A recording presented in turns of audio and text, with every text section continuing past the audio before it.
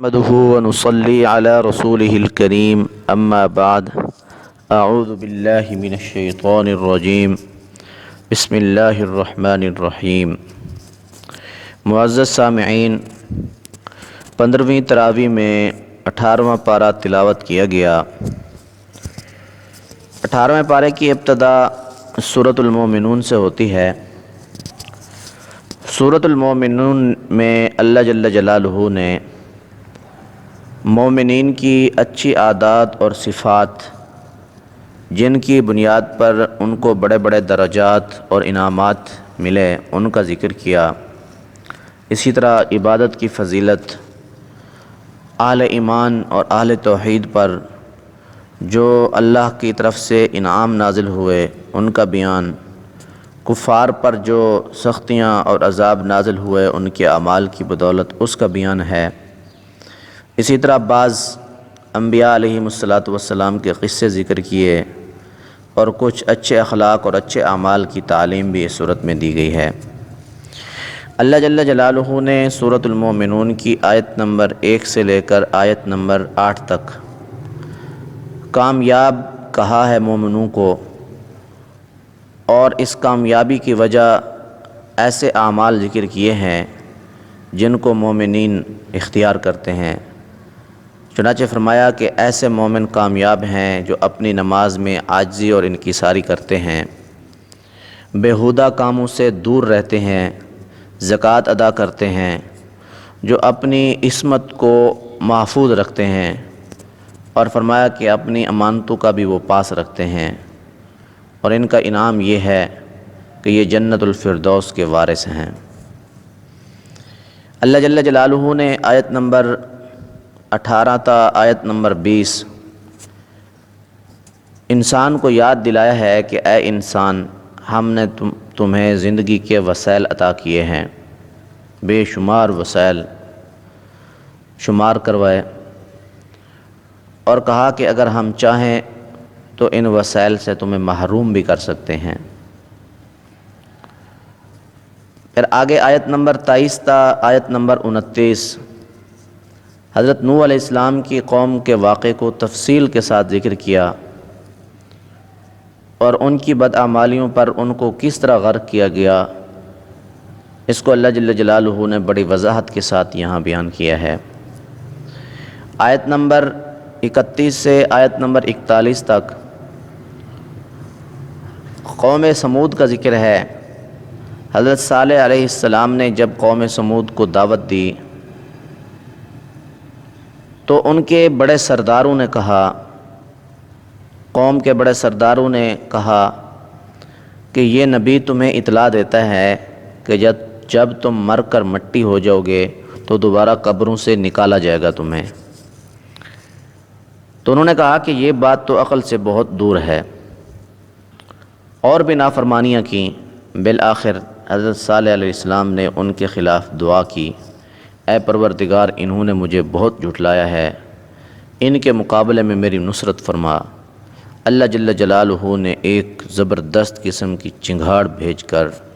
ایک چیخ بھیج کر ان سب کو تباہ و برباد کیا۔ اللہ جل جلالہ نے آیت نمبر 52 اور 53 میں یہ فرمایا کہ ابتدا کے اندر سب لوگ ایک ہی امت تھے، اور فرمایا کہ انبیاء کی جماعت بھی ایک ہی امت ہے، توحید پر سب یقین رکھنے والے، مگر بعد میں لوگوں نے اپنے دین کو آپس میں ٹکڑے ٹکڑے کر دیا، ہر گروہ اپنے دین میں مگن ہے۔ جناب نبی کریم صلی اللہ علیہ وسلم کو خطاب کر کے آیت نمبر 72 میں فرمایا کہ اے نبی صلی اللہ علیہ وسلم، یہ جو کفار آپ کی دعوت سے تنگ ہوتے ہیں، کیا آپ ان سے کچھ مانگ رہے ہیں؟ کیا آپ ان سے سوال کرتے ہیں اس تبلیغ کا؟ اللہ جل جلالہ نے فرمایا کہ یہ لوگ ہٹ دھرمی دکھا رہے ہیں، آپ کے لیے آپ کے رب کا دیا ہوا بہتر ہے۔ اللہ نے دارین کی جو دولت آپ کو عطا فرمائی ہے وہ اس معاوضے سے کہیں بہتر ہے، کہیں بڑھ کر ہے۔ اللہ پاک نے آیت نمبر 80 اور آیت نمبر 81 میں فرمایا کہ زندگی اور موت اور گردش لیل و نہار اللہ کے قبضہ قدرت میں ہے، لیکن کچھ نادان یہ سمجھتے ہیں کہ یہ قرآن کے باتیں، یہ قرآن کی نصیحتیں، یہ فرسودہ افسانے ہیں۔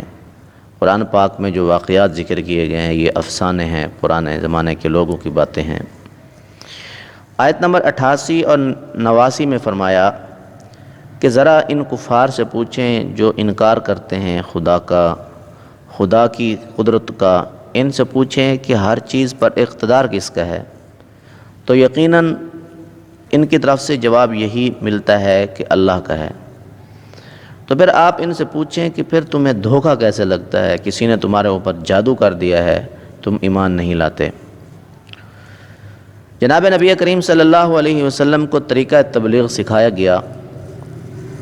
آیت نمبر 96 اور 97 میں کہ اے نبی صلی اللہ علیہ وسلم، برائی اور شر کو روکنے کے لیے بہتر طریقہ اختیار کریں اور ان کفار کی سازشوں اور کفار کی باتوں سے آپ غصہ نہ ہوں۔ آپ صلی اللہ علیہ وسلم کا برداشت کر لینا ان کفار کی تکالیف کو، یہ اگر کفار کو فائدہ نہیں دے گا تو اس کا فائدہ ایک بڑا یہ ہوگا کہ آس پاس کے لوگ آپ کے گرویدہ ہو جائیں گے، اور اس طرح آپ کو جو آپ کی تبلیغ کا مقصد ہے وہ حاصل ہو جائے گا۔ اور فرمایا کہ آپ کا مقابلہ شیاطین الانس سے بھی ہے اور شیاطین الجن سے بھی ہے، یعنی جنوں سے بھی آپ کا واسطہ ہے جو شرارتی ہیں، اور انسانوں سے بھی واسطہ ہے جو شرارتیں کرتے ہیں۔ جب انسانوں سے آپ کا واسطہ آئے تو آپ صبر کیا کریں اور ان کی برائی کا جواب اچھے انداز سے دیا کریں، حسن سلوک سے، اور جب بات جنوں کی ہو تو اس وقت آپ اللہ سے پناہ مانگا کریں، شیاطین کے اکسانے سے اللہ سے پناہ مانگتے رہا کریں۔ اللہ جل جلالہ نے آگے فرمایا آیت نمبر 105 تا 108 میں کہ جب منکرین حق سے جہنم میں پوچھا جائے گا کہ کیا تم وہی لوگ نہیں ہو کہ میری آیات تمہیں سنائی جاتی تھی تو تم انہیں جھٹلاتے تھے، تو یہ لوگ جواب دیں گے کہ ہماری بدبختی ہم پر چھا گئی تھی، واقعی ہم گمراہ تھے۔ پھر کہیں گے کہ اے پروردگار، ایک مرتبہ ہمیں موقع دے، یہاں سے نکال دے،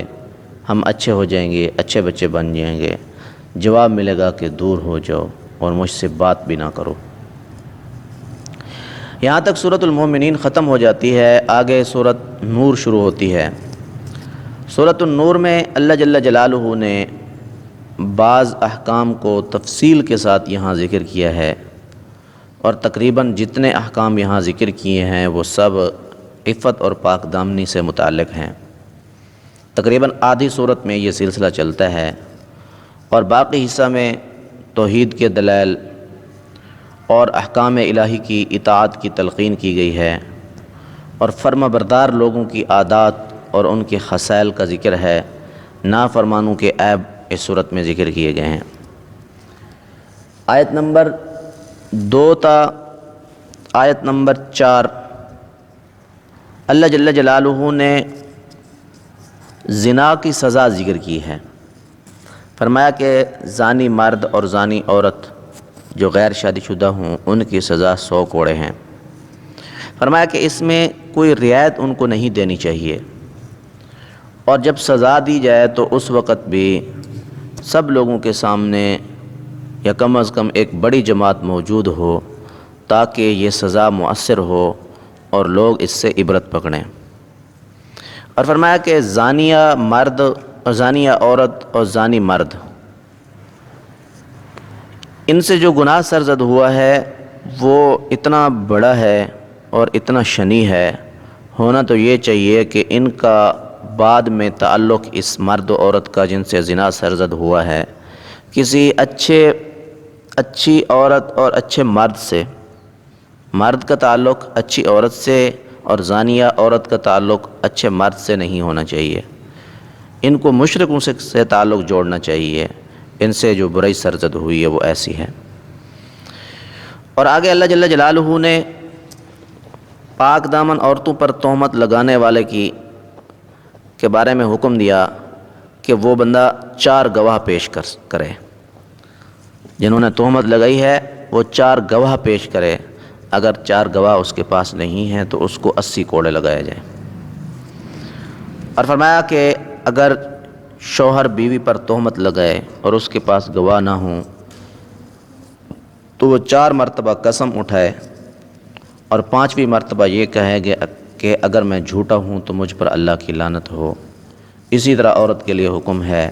شریعت کی اصطلاح میں اس کو لیعان کہا جاتا ہے، اس کے شرعی احکام بہت سارے ہیں، تفصیل کا یہاں موقع نہیں ہے۔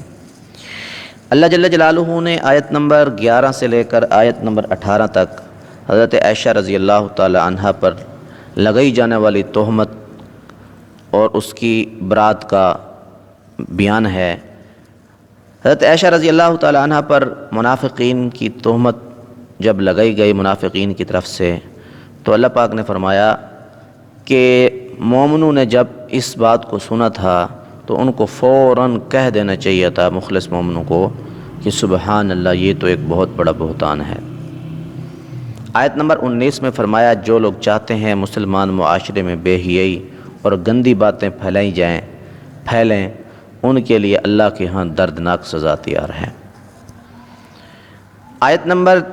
23 اور 24 میں فرمایا جو لوگ پاک دامن اور شریف عورتوں پر تہمت لگاتے ہیں ان پر دنیا اور آخرت میں لعنت کر دی گئی ہے، اور فرمایا کہ انہیں اس دن کو بھولنا نہیں چاہیے جس دن ان کی اپنی زبانیں اور ہاتھ پاؤں ان کے خلاف گواہ بن جائیں گے۔ آیت نمبر 26 میں فرمایا کہ گندی عورتیں گندے مردوں کے لیے ہیں اور گندے مرد گندی عورتوں کے لیے ہیں اور پاکیزہ مرد پاکیزہ عورتوں کے لیے ہیں۔ آیت نمبر 27 اور 28 میں فرمایا کہ ایمان والوں کو خطاب کرتے ہوئے اے ایمان والو، سلام اور اجازت کے بغیر کسی کے گھر میں تمہیں داخل نہیں ہونا چاہیے۔ اگر تمہیں کہا جائے، تم نے اجازت طلب کی، اجازت نہ دی جائے، تمہیں واپس ہو جانا کے لیے تمہیں کہا جائے تو تم واپس ہو جایا کرو، اس میں ناراض نہیں ہونا، یہ بہت پاکیزہ طریقہ ہے۔ آیت نمبر 30 اور 31 میں فرمایا کہ اے نبی صلی اللہ علیہ وسلم، مومن مردوں سے کہیں کہ وہ اپنی نظریں بچا کر رکھیں، ان کی حفاظت کریں اور اپنی عصمت کی حفاظت کریں، اور مومنہ عورتوں کو بھی حکم دیں کہ وہ بھی اپنی نظریں بچا کر رکھیں،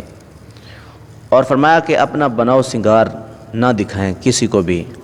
اور اپنے سینوں پر اوڑھنیوں کے آنچل ڈال لیں، اور فرمایا کہ ہاں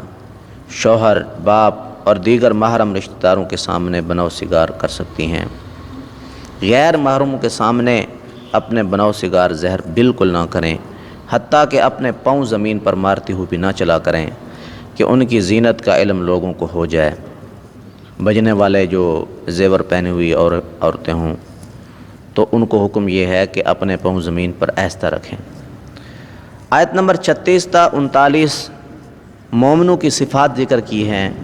کہ حقیقی مومن تو وہ لوگ ہیں جو صبح و شام اللہ کی تسبیح کرتے ہیں، جنہیں تجارت اور خرید و فروخت اللہ کی یاد سے، نماز قائم کرنے سے، زکوٰۃ دینے سے غافل نہیں کرتی۔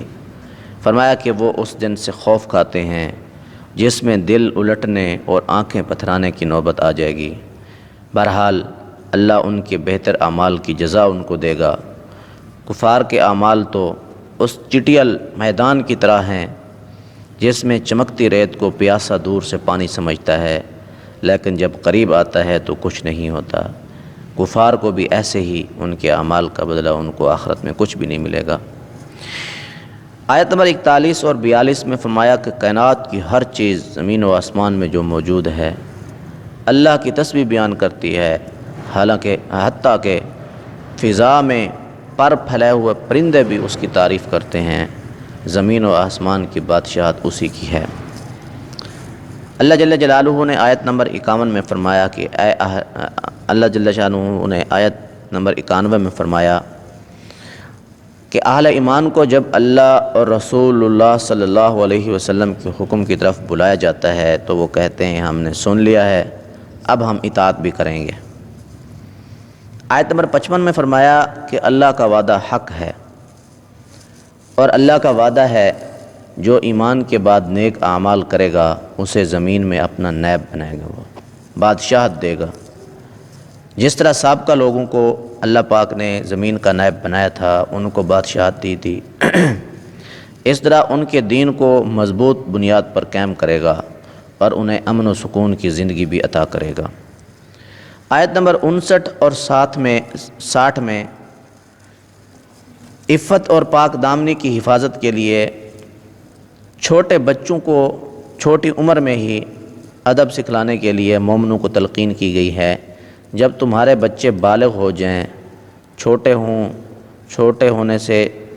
ہونے میں ہی ان کو سمجھاؤ، جب بلوغت کے قریب پہنچ جائیں تو انہیں سمجھاؤ کہ کسی کے گھر میں جاؤ تو اجازت لے کر جاؤ، آنا جانا ان کا اجازت سے ہونا چاہیے۔ فرمایا کہ اللہ اس کی حکمت کو خوب جانتا ہے، تمہیں پتہ نہیں ہے کہ یہ چھوٹی چھوٹی باتیں سمجھانے سے اس کے اندر کتنے حکمت اور فائدے ہیں۔